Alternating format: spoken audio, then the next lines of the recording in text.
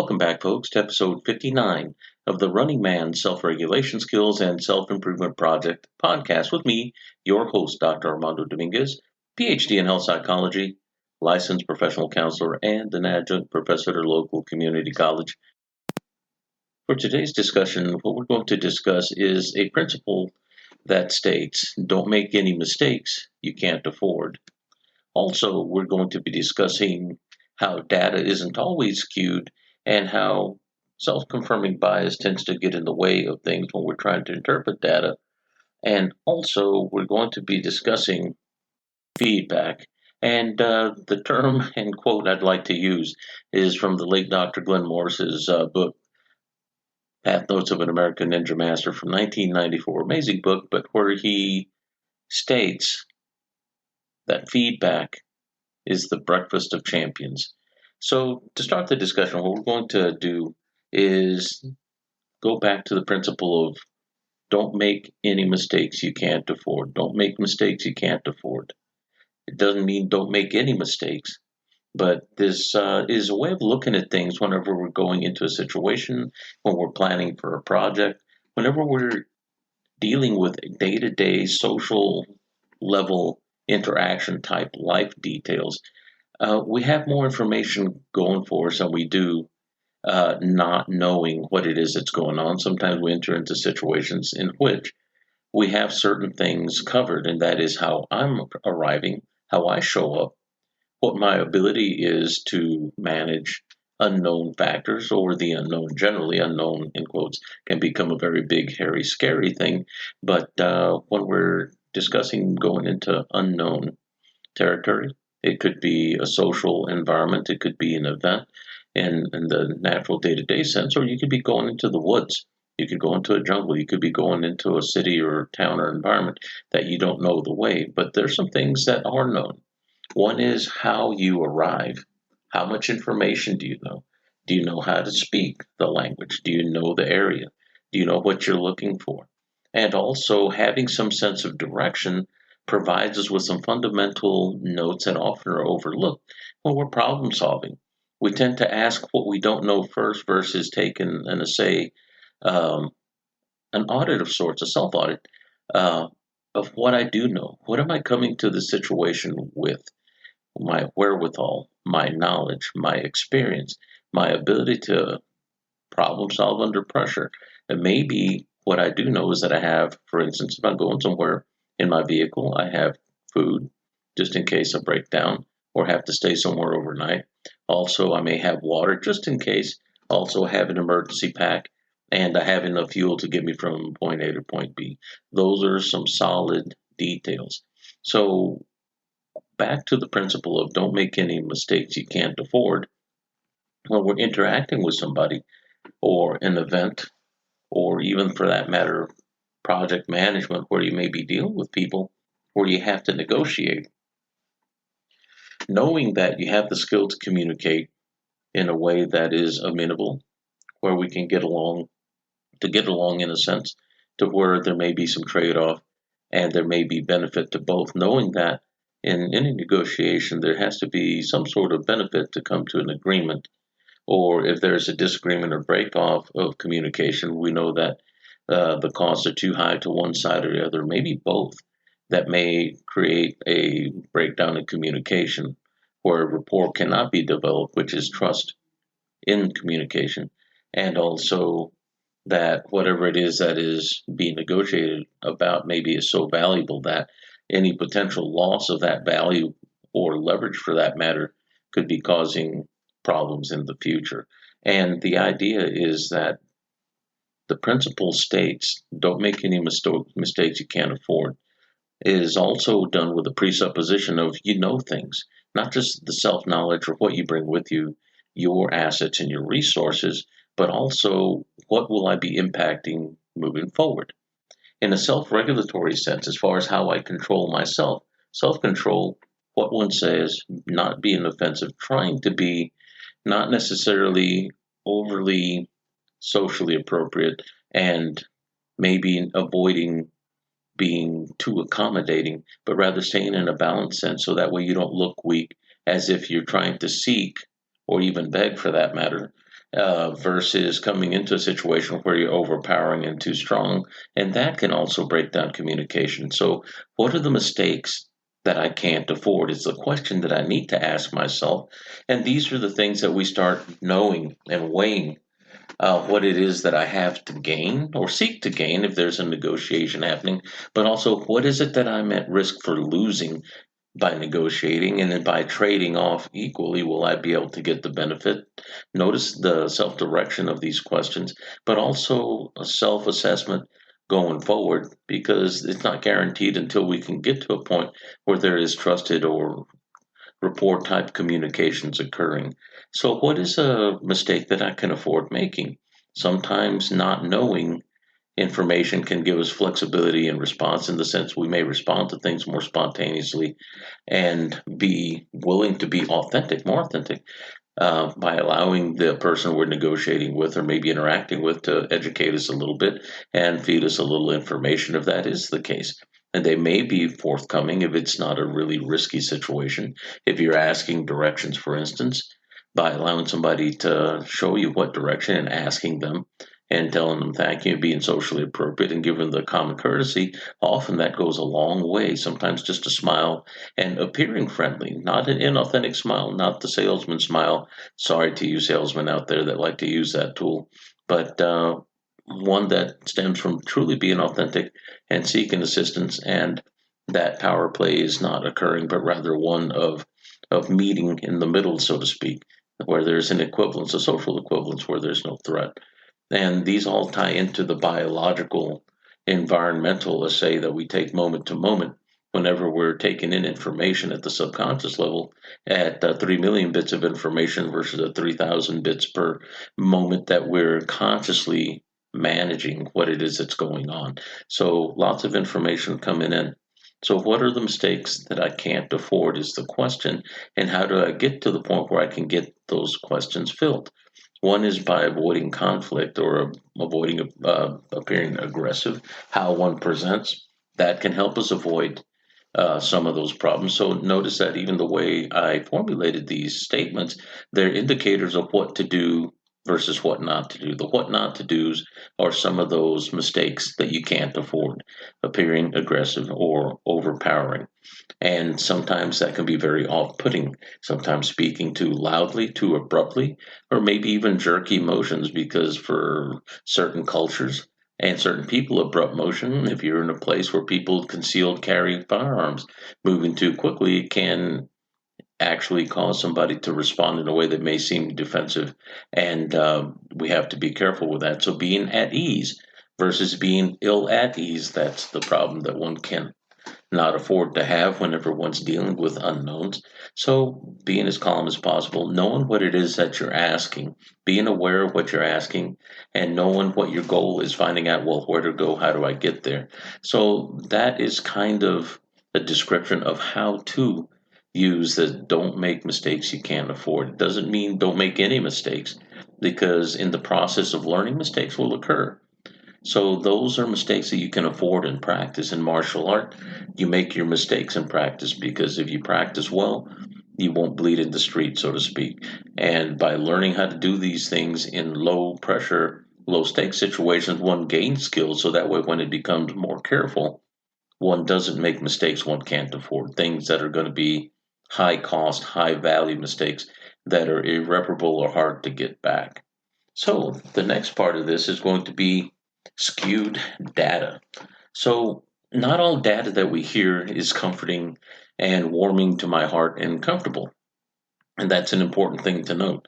Sometimes we hear things that are very absolutely black and white, concrete up and down, and very little room for interpretation.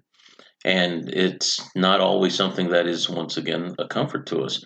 But whenever we're speaking about what makes me feel good, then we have to look a little deeper and understand, what belief do I hold? What thoughts do I have? What concepts do I value? Or if we're in this case, it's going to be, what lens do I use to look at this problem with, that makes me look at the data as either good or bad, where I judge it and I have a predisposition to looking at it a certain way. What are the ideas that I hold or beliefs that I may have? What are the trainings that I have, my conditionings, as it were? How was I brought up such that I see things a certain way?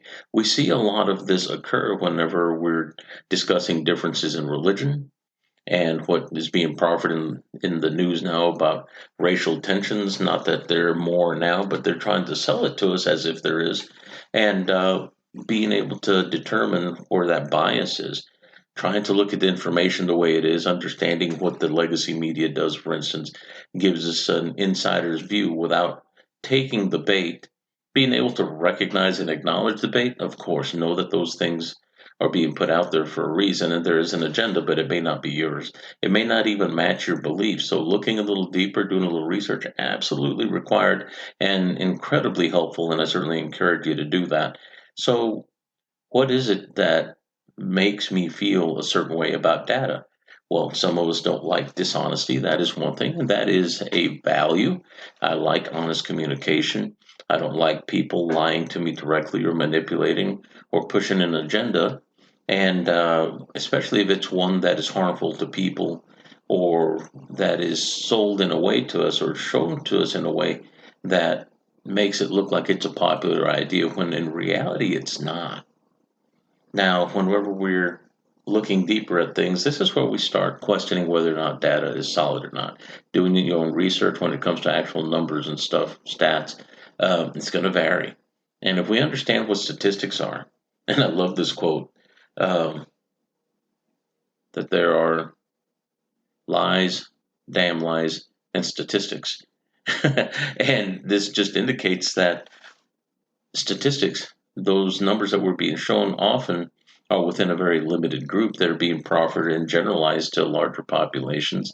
This is something that if you do any research, which I have in my academic career, done lots of research, where I've had to study to write papers and things of this nature, and noting that even within the scientific community that there are certain skews or directions or agendas being fulfilled with whatever numbers are being proffered as a result of a study, knowing that there are certain numbers that are more applicable to larger populations based on how big the samples were. And if you have something that came out of a very small sample size, not as generalizable, but still important information, but definitely not the equivalent of something that would be an experimental uh, type of study, where experimental is probably the strongest one that we have, especially if it's a double blind study and also over something that's just showing a correlation or relationship that says, wow, when this happens, this occurs. There's definitely a big difference in what it is that we're reading and how those numbers are interpreted and what the strength of those numbers are. Now, even then, an experimental study may bring about certain results, but that doesn't mean necessarily that they're giving you the whole data set. They may have a whole mess of numbers ranging from the lowest to the extreme highest, and they only give us supposedly the middle, but it may not even be the true middle because they may cut out the outliers, the things that will make the bell curve a little crooked, or wherever there are two bell curves in your data set. That's called a multimodal distribution for those stats nuts out there. Love you guys. And whenever we have that, we know that there's a difference in what it is they're pulling up. And naturally, the distribution came out that way. So does that mean that they're lying to us? Well, not really. What they're doing is showing us the data that supports what direction that we're researching anyway. And they may have shown some trends, but those trends may or may not be indicative of a bigger process. Without getting too far in the weeds now, why is this important? The data that we receive sometimes isn't always the data that they tell us it is, in quotes, because they may be trying to extrapolate a certain bit of it and trying to make it sound overly generalizable to everybody and their mom, when in actuality, it may just uh, not respond, but rather apply to the moms and moms only, not everybody else. And that's a specific population within a population that may have come up that they're focusing on to make it sound like the numbers are bigger or better than what they are. So, just some important points there. Beyond that, so what is it that is the import of knowing data? Well, data is data. Let's just assume is good data, good solid data is mostly reliable. Let's say 80% reliable. And that's okay. 1 in 4 is chance. That means anything of 25% or less falls within that quartile is not particularly reliable, but it is an effect, one that we can look at and say, okay, that happened, and that may be an interest that one can study on later, but it's not as frequent nor as, I would say, influential as something that occurs 80% of the time versus 1 in 4. But there's something there still, so it's not something that's absolutely negligible. So whenever we look at data, we have to make sure that we check ourselves. And this is the last part of this discussion, and that is our self-confirming bias potential. When we look at data and we like it and we have certain feelings and opinions about it, and we start having these projections in the future, thinking with this data, then we have used our filter, our self-confirming bias, that may move us in one direction or another, maybe as a result of experience or belief, an individual experience. If I were to put that into a scientific study, that would be considered an N of one. Your N is your population, and your one would be you. And this means my anecdotal experiential data doesn't mean that it's not somehow useful. It is. It's just not great for generalizing to all the population. But if you have enough N's of one that are speaking the same thing, then as much smoke, there's fire. There's got to be something there, and maybe something worth studying. But my bias, my personal filter, the way I see the world, the way I believe things to be, my expectations, and how I project into my future based on how I expect things to be based on my experience. That is what we're questioning here. What is my bias? The next rational question would be, if I have a bias, what data that is reliable and useful am I dismissing? Am I judging as a negative or something that I can't use? Or what data am I using that I'm endorsing maybe more than I should? Maybe I'm taking as a more positive spin than what the actual data supposedly holds within its confines. So these are really important things to not only recognize, but also understand and be able to step back from data, step back from opinions, and from having emotions right away. I believe about 2 episodes ago, 56, I was talking about using the suspension of emotion technique wherever we do a breathe out before I start making any judgments at all. By having that breath out, that also solidifies us and prepares us for impact, as it were, in a physical sense, and that I consolidate my torso. In the environmental sense, if something's going to attack me, inhaling and getting hit when you're all wobbly and weak is a bad thing for your spine.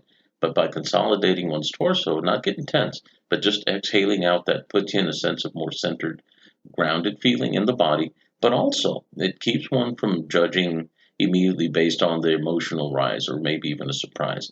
If you're surprised, you don't want to suck wind, you want to exhale. It's a very useful tool.